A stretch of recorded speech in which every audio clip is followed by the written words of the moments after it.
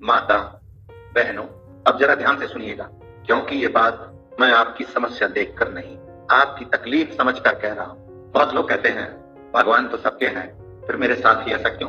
माता, बहनों, भगवान सबके हैं, लेकिन हर दिन भगवान की कृपा का दरवाजा खुला हो ऐसा नहीं होता। कुछ दिन ऐसे होते हैं जब भगवान कहते हैं आज जो आएगा उसे खाली नहीं जाने दूंगा, और उन्हीं दिनों में एक दिन होता है सोमवार की अष्टमी। अब समझिए अष्टमी का मतलब क्या है। अष्टमी मतलब शक्ति का जागरण, और सोमवार मतलब शिव की चेतना। जब चेतना और शक्ति मिलती है तो जीवन की वो गांठें खुलती हैं जो सालों से बनी पड़ी होती हैं। माता, बहनों, आपने देखा होगा, कोई कहता है मेरी शादी नहीं हो रही, कोई कहता है पैसा आता है दिखता नहीं, कोई कहता है घर में बिना कारण क्लेश रहता है। ये सब संयोग नहीं होते, ये सब संकेत होते हैं। संकेत के ऊपर कोई दरवाजा बंद है, और सोमवार अष्टमी उसी दरवाजे की चाबी। अब एक बात साफ साफ समझ लीजिए, भोलेनाथ को मनाने के लिए धन नहीं चाहिए, दिखावा नहीं चाहिए, बस सच्चाई चाहिए। इसीलिए शास्त्र कहते हैं जो सोमवार अष्टमी को भोलेनाथ के सामने खुद को रख देता है उसे भगवान खुद उठा लेते हैं। एक और छोटी कथा। माता, बहनों, एक महिला थी, नाम था सीता देवी। घर में सब कुछ था लेकिन मन में शांति नहीं थी। पति शराबी, बच्चे बिगड़ते हुए, घर में रोज कलह। सीता देवी ने बहुत पूजा की, लेकिन मन में एक बात थी, मैं पूजा करती हूँ लेकिन भगवान से डरती भी हूँ। माता, बहनों, यही गलती थी। भगवान से डरना नहीं, भगवान से जुड़ना चाहिए। एक दिन किसी ने कहा सोमवार अष्टमी को बस भोलेनाथ से बात कर लेना, न मंत्र, न पंडित, न दिखावा।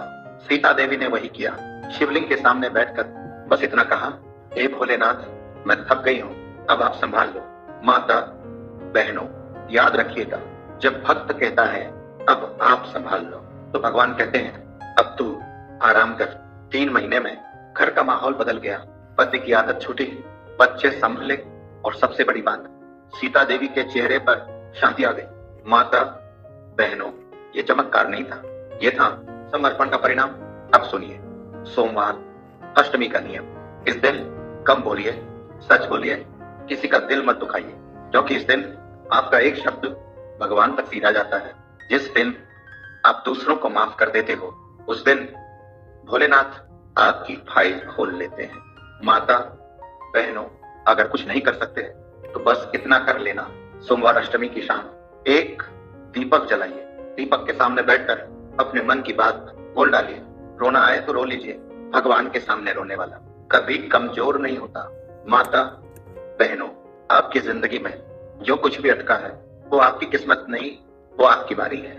बस सही दिन और सही भाव चाहिए। 26 जनवरी की सोमवार अष्टमी उसी सही भाव का दिन है।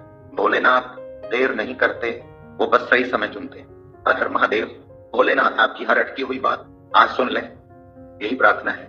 मेरे प्रिय भाई बहनों, अगर ये उपाय आपको अच्छा लगा हो तो वीडियो को लाइक, शेयर और चैनल को सब्सक्राइब जरूर करें। महादेव आप सभी पर कृपा बनाए रखें। जय भोलेनाथ। हर महादेव।